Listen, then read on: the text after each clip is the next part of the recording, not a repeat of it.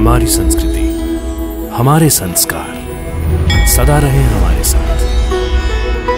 भारत की पुरातन गाथाएं और महान संतों की वाणी। सब्सक्राइब करें तिलक कथाएं। जिस दिन से हमने उर्मिला को नौकरी से निकाला है, उसी दिन से हमारा बेटा बेचैन और उदास रहने लगा है, गुमसुम सा रहने लगा है।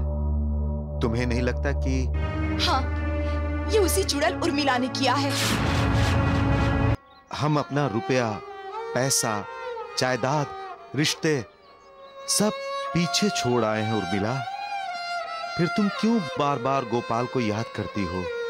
माँ हूं ना मैं उसकी, जन्म दिया है मैंने उसे। लेकिन गोपाल के भविष्य के लिए ही तो हमने उसे प्रतिभा प्रभाकर के पास छोड़ना ठीक समझा है। आपके पास तो हर सवाल का जवाब होता है। उर्मिला, मैं तो किसी सवाल का जवाब ढूंढना ही नहीं चाहता। कितनी परीक्षा लोगे तुम इंसान की? बेचारा हालात के सामने मजबूर होता है।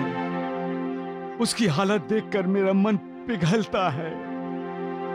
उनका आक्रोश सुनकर मेरा कलेजा फटता है।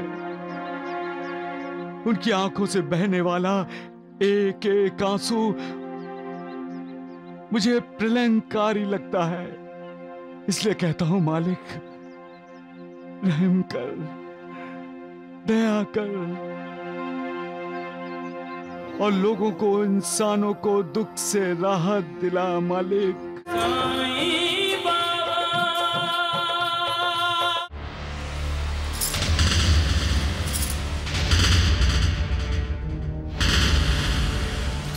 बच्चा तो बिल्कुल ठीक है। ठीक है तो फिर ये कुछ बोल क्यों नहीं रहा? खेलता क्यों नहीं? इतना उदास क्यों रहता है ये? बच्चा है, शायद डर गया होगा। आप इसे अकेला मत छोड़िए, इसके साथ रहिए और इसे प्यार कीजिए। धीरे धीरे सब ठीक हो जाएगा। अच्छा तो मैं चलती हूँ। नमस्ते। मेरा प्रतिमा, बच्चा। कहीं ऐसा तो नहीं क्या? जिस दिन से हमने उर्मिला को नौकरी से निकाला है, उसी दिन से हमारा बेटा बेचैन और उदास रहने लगा है, गुमसुम सा रहने लगा है। तुम्हें नहीं लगता कि हाँ, ये उसी चुड़ैल उर्मिला ने किया है। वही हमारे प्रसाद को बार बार कहती थी कि वो उसकी माँ है। झूठी कहीं की।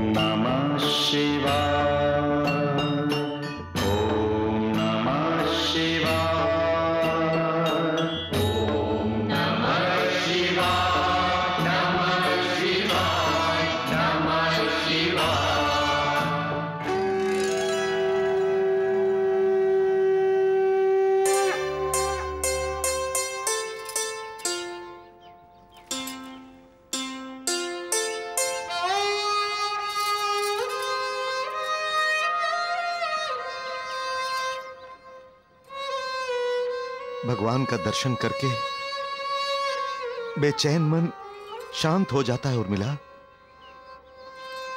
मेरा गोपाल मेरे सामने हो तो मेरा मन विचलित होता ही नहीं। हम अपना रुपया, पैसा, जायदाद, रिश्ते सब पीछे छोड़ आए हैं उर्मिला।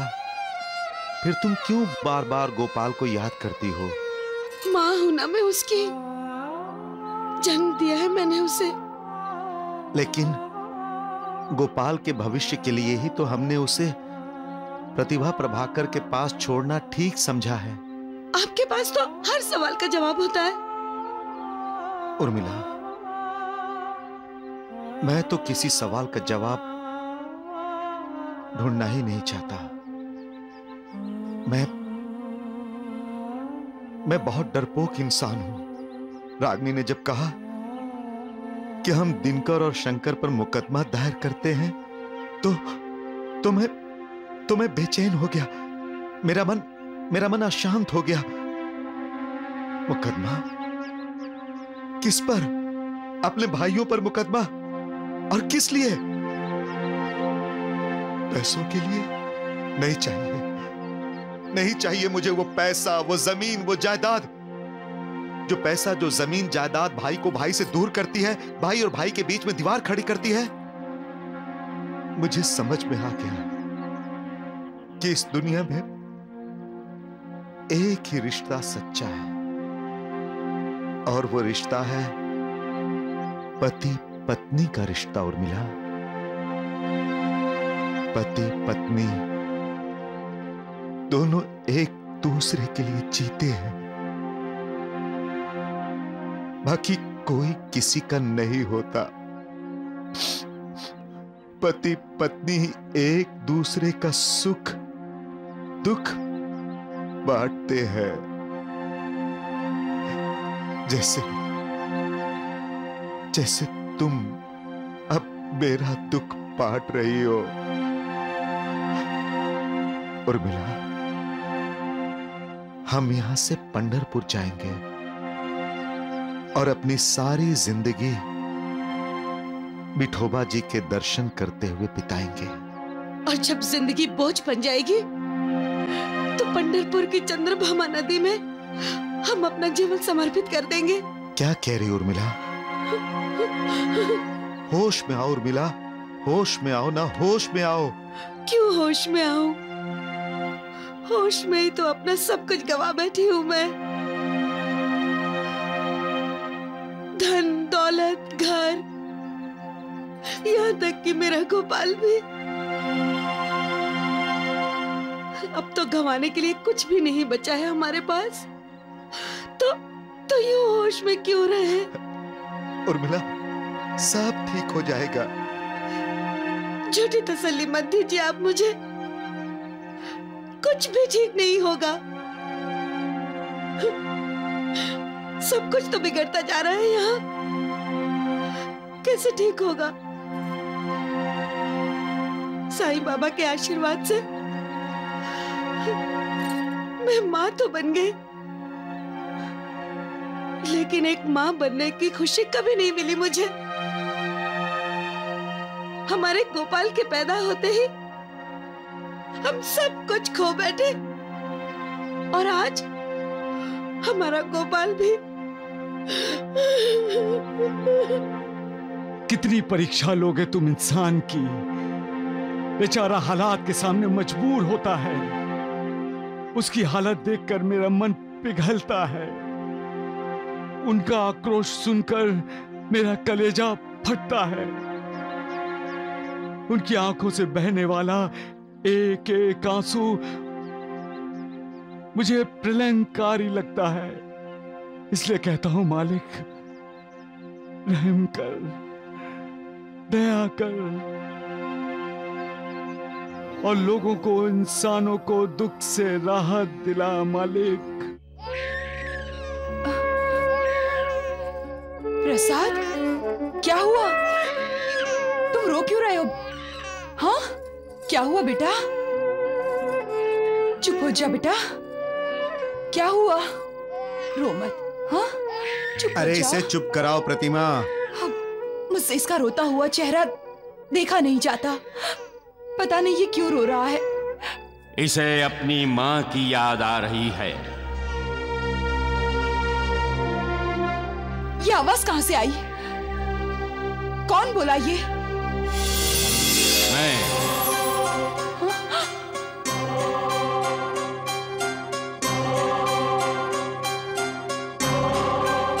कौन हो तुम? मैं तुम्हारे दिल की आवाज हूं, विवेक हूं तुम्हारा।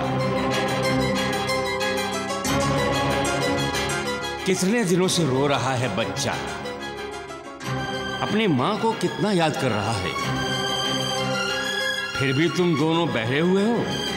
मैं ही तो बच्चे की माँ हूँ। लोगों को धोखा दे सकती हो तुम, अपने आप को नहीं। तुम भी जानती हो बेटी, और मैं भी जानता हूं कि तुम इस बच्चे की मां नहीं हो। इंसान की जिंदगी में जब अपनों से किए विश्वासघात की आंधी चलती है, तब उस आंधी में इंसान अपना सब कुछ खो देता है।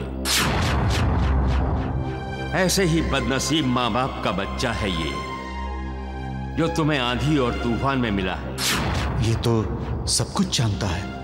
हाँ बेटे, मैं सब कुछ जानता हूं, लेकिन बच्चा मां के लिए तरस रहा है, रो रहा है।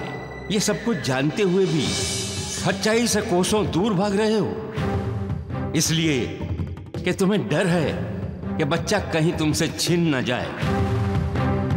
जिसका ये बच्चा है उसे दे दो, क्योंकि बच्चे का मन उसकी मां में अटका हुआ है।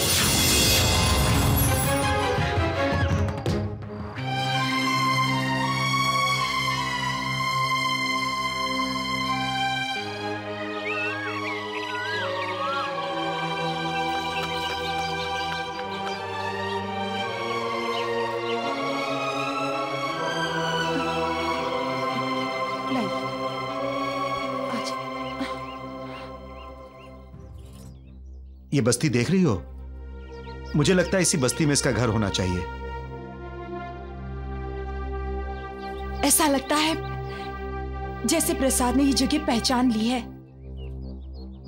एक काम करो, प्रसाद को नीचे उतार दो। हो सकता है कि यही हमें अपनी मां के पास पहुंचा दे।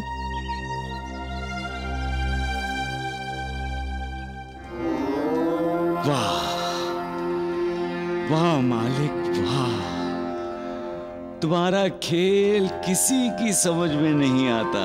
सुख धाम धन धाम साई राम साई श्याम, गुण धाम यश धाम साई राम साई श्याम। ओ भक्त वत्सल दीन बंधु बाबा तुझे प्रणाम, साई बाबा तुझे प्रणाम, साई बाबा तुझे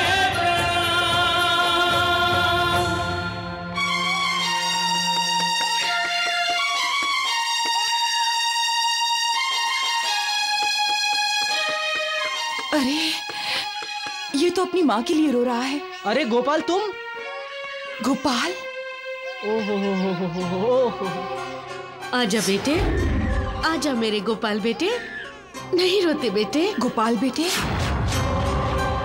इसका नाम गोपाल नहीं प्रसाद है। प्रसाद। हाँ हाँ, प्रसाद बेटा।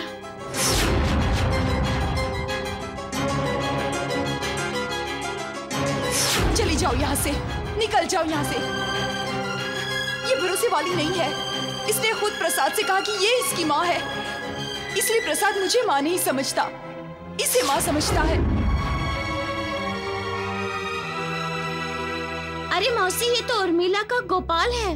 हमें यह बच्चा तूफान में मिला था, और उस समय मैंने आप लोगों से पूछा था, तब आप ही लोगों ने जवाब दिया था कि बस्ती का कोई भी बच्चा गुम नहीं हुआ है। उस वक्त हर कोई इतना परेशान था साहब कि सोच भी साथ छोड़ गई थी। पर आप लोगों ने इसे उर्मिला का गोपाल क्यों कहा? क्योंकि उर्मिला ही इसकी माँ है। दामू भैया और उर्मिला भाभी दोनों बहुत अच्छे परिवार से हैं। लाखों का व्यापार था उनका। उनके भाइयों ने उनके साथ धोखा और विश्वासघात किया। फिर हालात से समझौता करते हुए उन्होंने अपने बच्चे को आपकी गोद में देखना पसंद किया। मैं उन्हें अपने घर ले जाने के लिए इस बस्ती में आई थी, लेकिन वो दोनों ये बस्ती छोड़कर चले गए थे।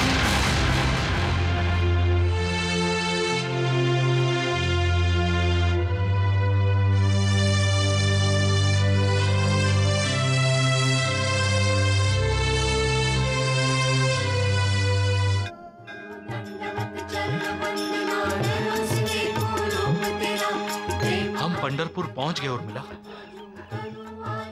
उर्मिला, पंढरपुर आकर मन को सचमुच शांति मिलती है।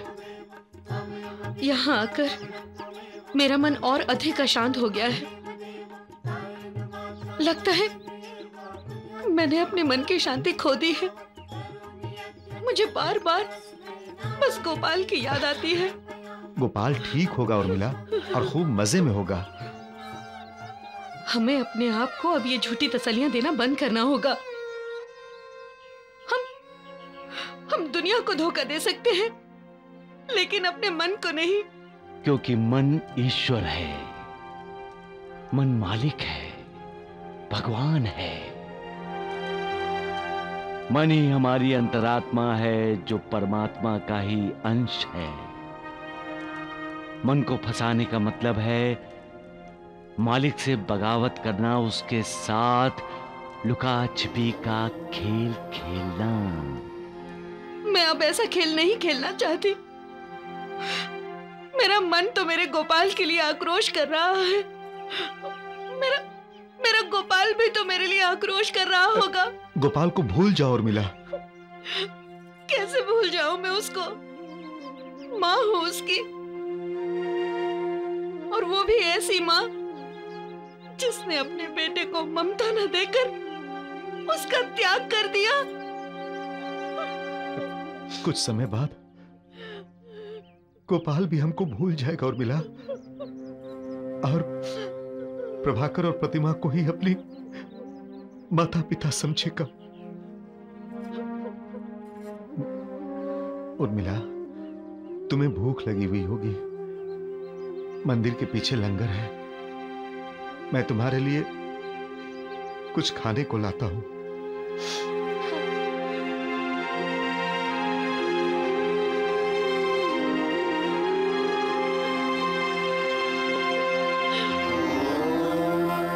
जब जीवन का आनंद नष्ट हो जाता है, जब इंसान को लगता है कि जीवन रूपी फल का रस सोख लिया गया है, जीवन जीने का उद्देश्य नहीं रहा, तब इंसान की जीवन में कोई रुचि ही नहीं रहती। ऐसा इंसान इतना विचलित हो जाता है कि वो मालिक की आराधना में भी दिल नहीं लगा सकता। अपने ही गम में वो इतना खोया रहता है कि मालिक को पुकारना ही भूल जाता है। अरे मालिक को पुकारो, वो भक्ति का प्यासा है, वो तुम्हें शक्ति देगा गमों को बर्दाश्त करने की, भूलने की। और जब तुम अपने कर्मों के भोग पूरे कर लोगे, तब वो तुम्हारा जीवन रस भरा बना देगा, तुम्हें जीवन का उद्देश्य भी दिखाई देगा। अब तक अंधेरे से भरी जिंदगी रोशनी से जगमगाती नजर आएगी। इसलिए हारो मत, याद रखो, मालिक हमेशा साथ रहता है। हाँ।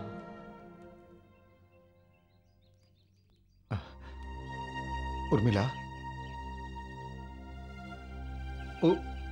उर्मिला, अभी तो यही थी, कहां चली गई?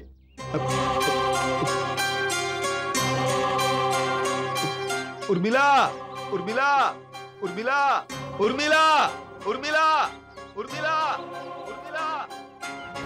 हम यहां से पंढरपुर जाएंगे और अपनी सारी जिंदगी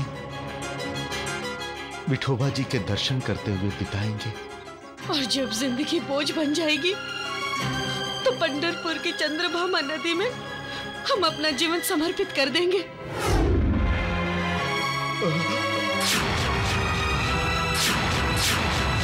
उर्मिला, उर्मिला, उर्मिला, उर्मिला, उर्मिला, उर्मिला।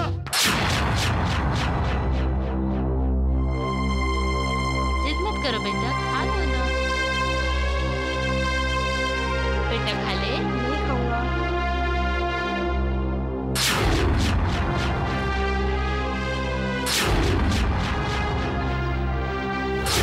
ये लीजिए, ये लीजिए मेम साहब, ये लीजिए।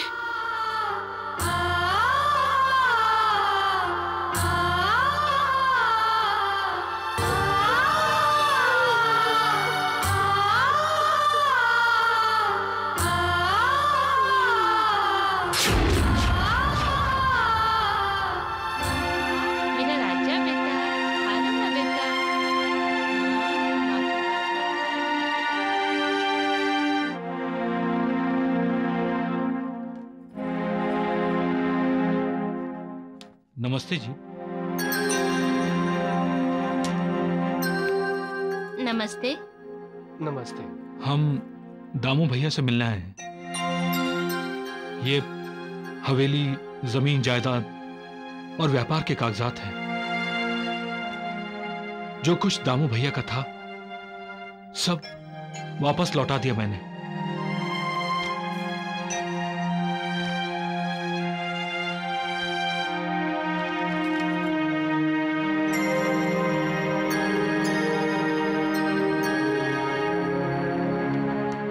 हमसे जो गलती हुई, जो हमने भैया भाभी का अपमान किया, उसके लिए उनसे माफी मांगकर उन्हें की हवेली में ले जाएंगे। दामू भैया को बुलाइए ना। मैं जानता हूं हमने भैया भाभी के साथ अन्याय किया है।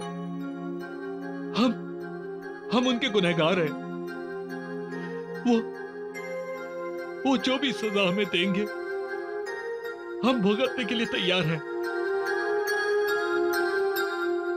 दामू भैया, भाभी, दामू भैया। दामू सेठ और उर्मिला जी ये गांव छोड़ के जा चुके हैं। क्या? लेकिन वो कहाँ गए हैं ये तो आप जानती होंगी। नहीं, ये कोई नहीं जानता कि वो कहाँ गए हैं। यहाँ तक कि वो अपने बेटे गोपाल को प्रतिमा और प्रभाकर के पास छोड़कर चले गए हैं। कहीं दोनों ने अपनी जिंदगी।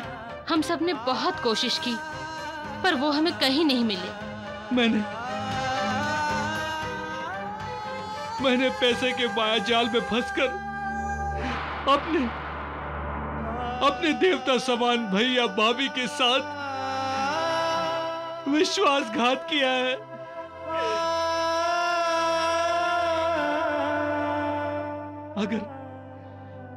अगर मेरे भैया भाभी के साथ कुछ बुरा हुआ तो मैं अपने आप को कभी माफ नहीं कर पाऊंगा। शंकर भैया, मेरे ख्याल से हमें प्रभाकर जी के घर जाना चाहिए, जहां हमारा भतीजा गोपाल है। गोपाल की वजह से दामू भैया और उर्मिला भाभी वहां जरूर आ सकते हैं। प्रभाकर, पता नहीं क्या हो गया है इसे, बस रोए ही जा रहा है, सोता ही नहीं है। क्या करे प्रतिमा, हमें इसके माँ बाप भी तो नहीं मिल रहे। अरे रागिनी जी, आप यहाँ? हाँ प्रभाकर जी, ये दामू सेठ के भाई हैं, इस गोपाल के काका। नमस्ते। नमस्ते। नमस्ते। तो फिर दामू सेठ और उर्मिला जी कहाँ हैं? वही जानने के लिए हम आपके पास आए हैं। हम खुद यहाँ परेशान हैं रागिनी जी। ना तो प्रसाद कुछ खाता पीता है और ना ही सोता है, बस रोता ही रहता है। लाइए, मुझे दीजिए। गोपाल।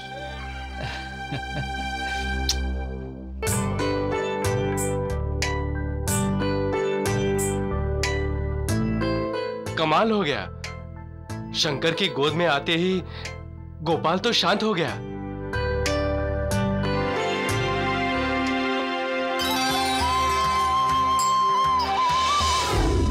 तुमसे कोई गलती हुई हो तो उसे सुधार लो। अपने बड़े भाई को धोखा दिया है तो उससे माफी मांग लो। मालिक तुम्हें माफ कर देगा। तुम्हारा कल्याण होगा बच्चे।